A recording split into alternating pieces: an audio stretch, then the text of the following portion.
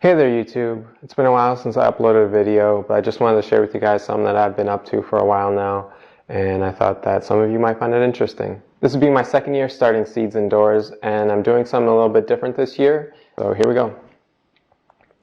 This here is my setup. It consists of my grow light, which is a Quantum Badboy T5. I don't know if you can see the logo there, Quantum. It says Bad Boy right there, T5. It's the 8 lamp model, and below that I built this tray. You see that my floor here doesn't have any carpeting on it or any flooring, and to protect the floor or concrete subsurface, to protect the concrete, I put down this wood frame I just screwed together.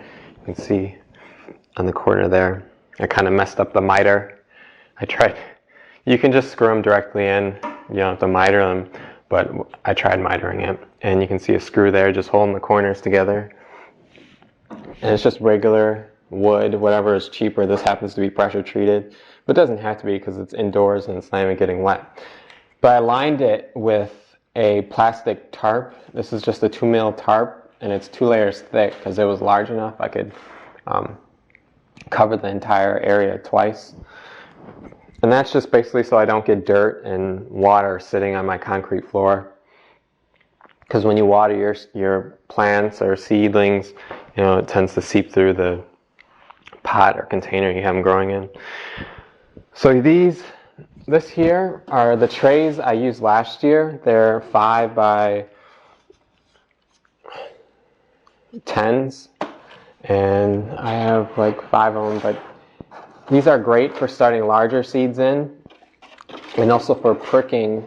I don't know if you heard pricking out seedlings. When you start them in a large flat, you can prick out your seedlings and place them into these trays here. And I had a bunch of them, but they kind of got wrecked when I planted stuff out last year.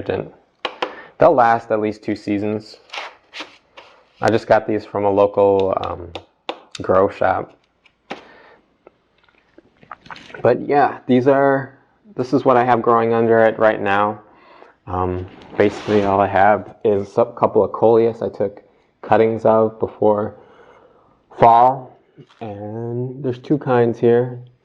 I have the varieties written down somewhere. And back here I started some sedums.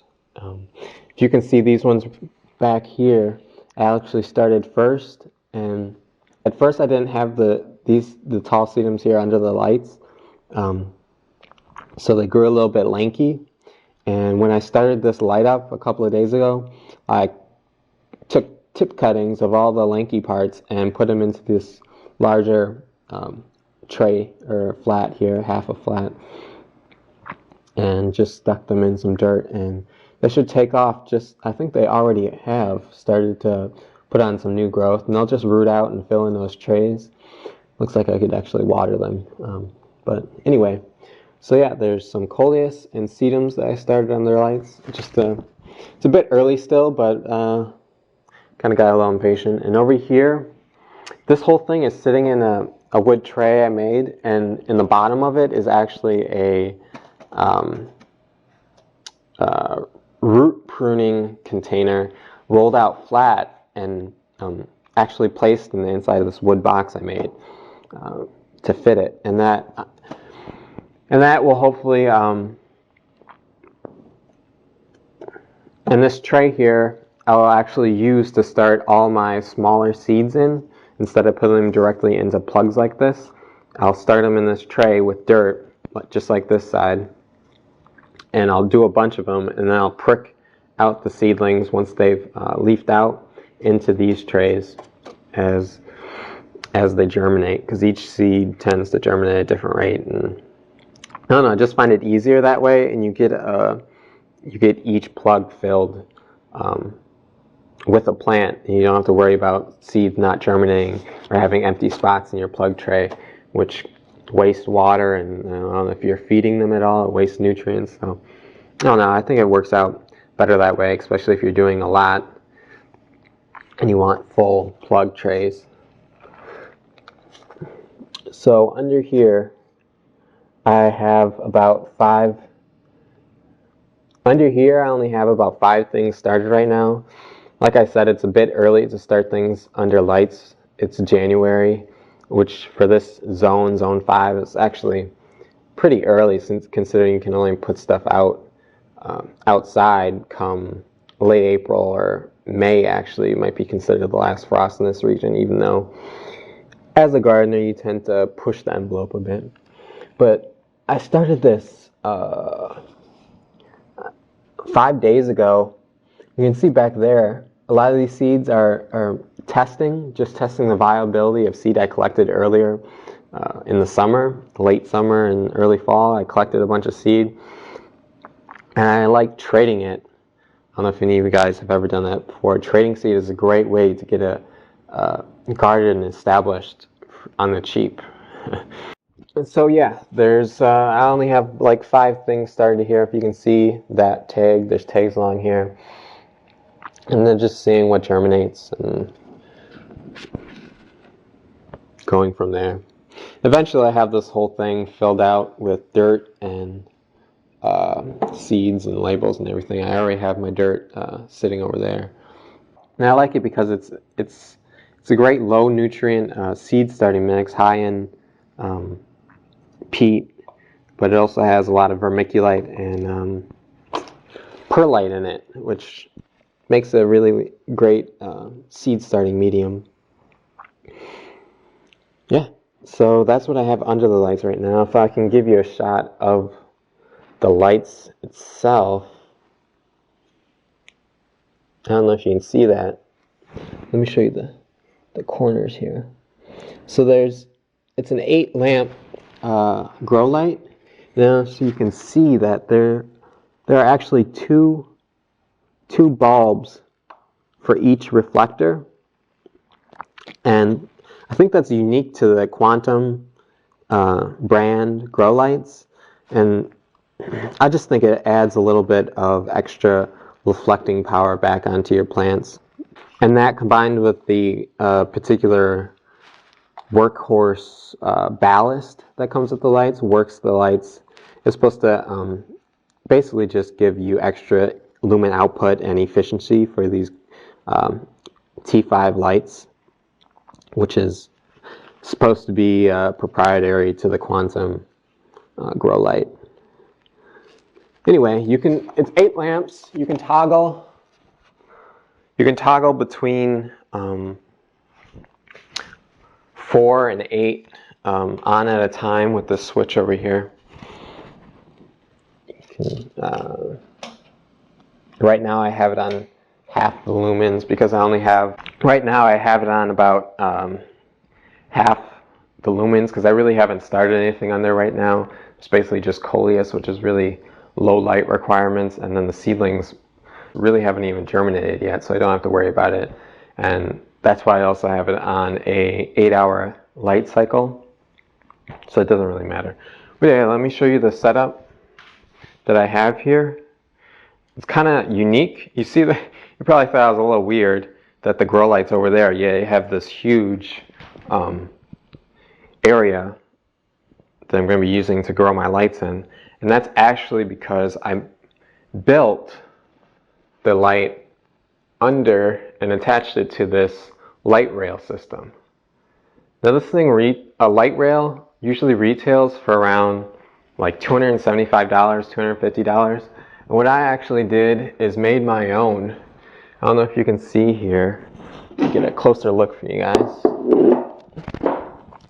This is basically just a closet door rail with the mounting hardware that came with it, the stuff inside there. And then I bought a different kind of caster roller things. This kind was sold separately. And I bent the ones that it came with. I just made that right angle there, drilled them into a piece of wood, and then used the ones that I bought on the other side because I kind of fucked up it came with 4 and I fucked up one of them, so I had to use something different. So I just bought this kind and mounted it to the other side. Now that's attached also has attached to it a motor. This is a 3 RPM geared high torque motor with, it actually has a connects gear with some rubber wrapped around it for traction on the outside of the closet door rail. And I bought this off eBay for around $15. And that's basically what they run for, and it's attached with just regular screws I drilled in, and a U bracket or pipe bracket holding it there with the proper tension against this rail here. And that's, you see those wires there, that's basically just attached to let me get the stool here.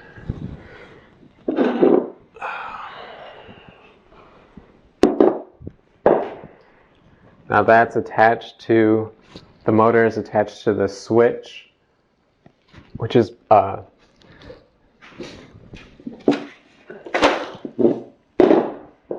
that motor there is attached to, the motor is attached to a 3-way switch, and I wired it so that one direction, one way this, when it hits, and I wired it such that when it hits, that switch is hit by one of the cogs. Let me see if I can give you a better view. When it's hit by one of those, and when it's hit by one of those cogs, it actually changes the direction of the motor, and then the opposite one on the other side over there, if you can see it, we'll change it back to go the other direction. And that just keeps on going, hopefully, until the motor burns out, or hopefully forever. Hopefully nothing goes wrong, and it'll just keep going back and forth as long as I need it to. So the whole thing is wired. I wired it using an old weed whacker circuit board, and took everything off it except for an LED. I wired an LED in and a resistor, and that basically just is a light indicator for me, showing me that I have power. You could actually just, and the power source is actually an old cell phone charger I use that has the same happened to have the same connector. Oh, I wish this camera would freaking focus. Has the same connector as the weed whacker thing had, so got lucky in that regard. But you can just cut these wires, or cut the wires and hardwire it into your circuit switch setup. Yeah, and I also had, want to show you guys it working, but also on the other side here, I had these metal brackets just laying around the house, which is kind of fortunate. And to actually mount the light onto the light rail, I used this, I actually use this braided Mason line. I don't know if I can focus it for you. The reason I used it Mason line is because it is braided, like I said, and that means it can hold more weight than your typical twine or something like that. And I did that instead of going out and purchasing the rather expensive, well, they're not expensive, but I figured why buy the hangers that they usually sell for grow lights. I just decided to use this to save a couple of bucks. And I built the whole thing, the light rail and bracket, mounting bracket and everything, the motor and everything, cost under $50 to make. That's compared to the $275, $250 a light rail typically costs. And like I said, it just consists of this. It just consists of this regular old closet door, closet sliding door bracket from Home Depot for $22, $23 with tax, and that $15 motor from eBay. And like this was recycled. I had the 3-way switch already, and I had wood. I even had this little hook I'm using to hang my extension cord off of. And it's in a loop to give me the right amount of length as it travels along the rail. And that's just attached to the ceiling with those hanging basket hooks down to an outlet with a timer. Yeah, that's basically all that a light rail really is. It's just a rail with a motor and a switch to change the polarity of the motor. Your circuit really doesn't have to be much more complicated than wiring in a switch. If any of you have any questions regarding how to make the actual light rail, I'd be happy to give a more detailed instructions and parts list actually. So yeah, like I said, I built the light rail for $50, and that allows me to use this entire space rather than just the light directly under the lamp. And if I can just show you guys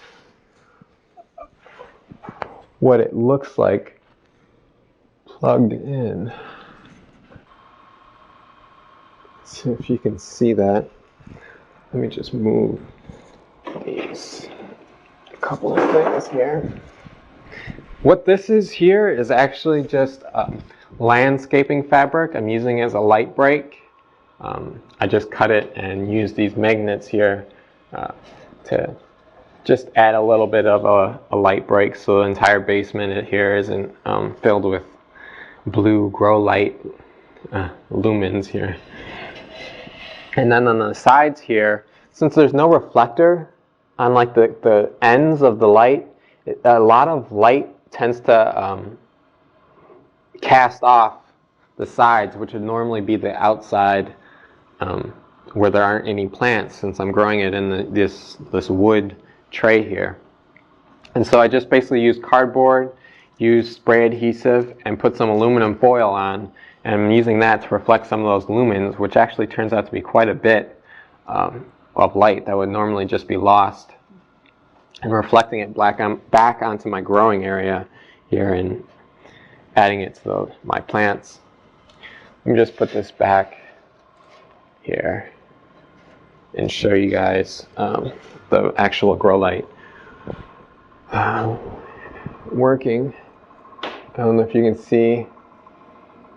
It goes really slow. Like I said, it's a 3 RPM, which is 3 revolutions per minute light.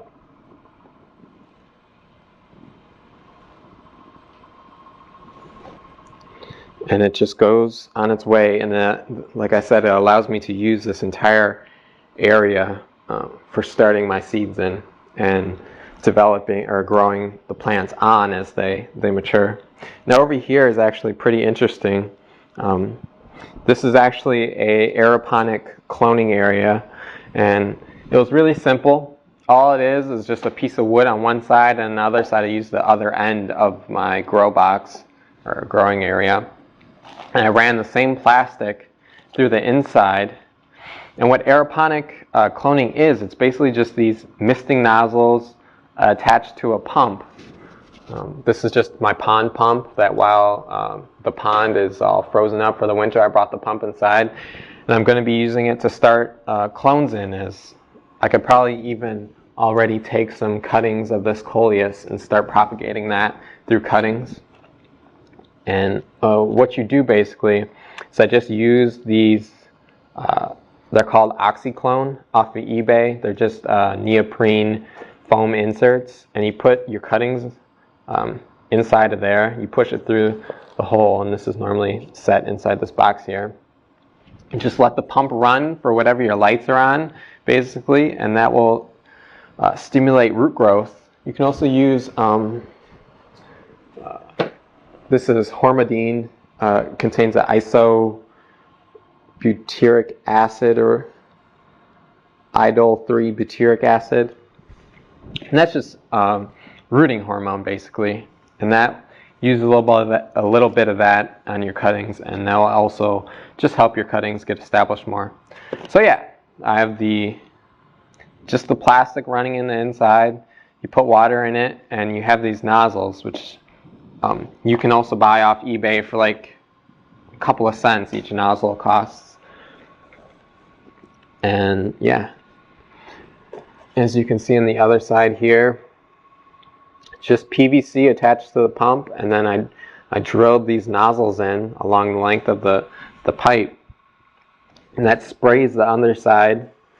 And yeah, that's how you clone and propagate my plants. And it works a lot quicker than normal taking cuttings and sticking them into dirt. I find that it takes weeks longer to do it in dirt than it does doing it aeroponically, or doing it using aeroponics.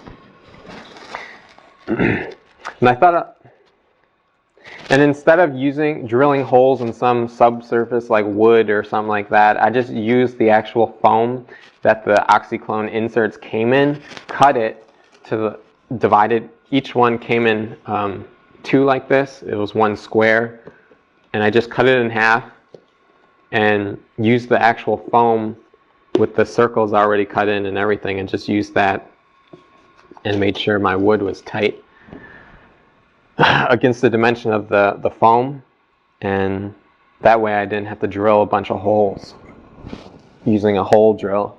That way I didn't have to use a hole drill to drill a bunch of holes in some sort of subsurface. I could just use this foam, which made things a lot easier on me. Over here is that, you probably thought it was kind of weird if you saw it in the corner while I was showing you guys the light system. It's actually a rain barrel. It was originally going to be a rain barrel, but ended up already having enough of them at the downspouts around my house. And so this was an extra. And what I did actually was, before fall came and I started emptying out all the barrels, I actually brought this inside, used a sump pump, not a pond pump, and ran it through a window with a regular garden hose and filled this up. And I'm using this water as the watering for these seedlings and for my house plants, actually. And I do that because tap water is actually full of minerals and other chemicals like fluorine and chlorine, which aren't good for your seedlings particularly, and even for houseplants, those things can build up, especially minerals. If you have hard water, can build up in your soil and actually not be very good for your plants. And that's why I'm using rainwater, which is really neutral, should really have a neutral pH and be a lot better for your seedlings and houseplants. That's basically the whole setup I've come up for this year for setting my seeds indoors. Last year I actually used multiple grow lights that I was borrowing, and which actually used a lot more energy than what I'm hoping that this system with one 500 watt grow light will use on a light rail, spreading out that lumen across a larger area. Hoping that will cut down the electricity bill quite a bit, actually.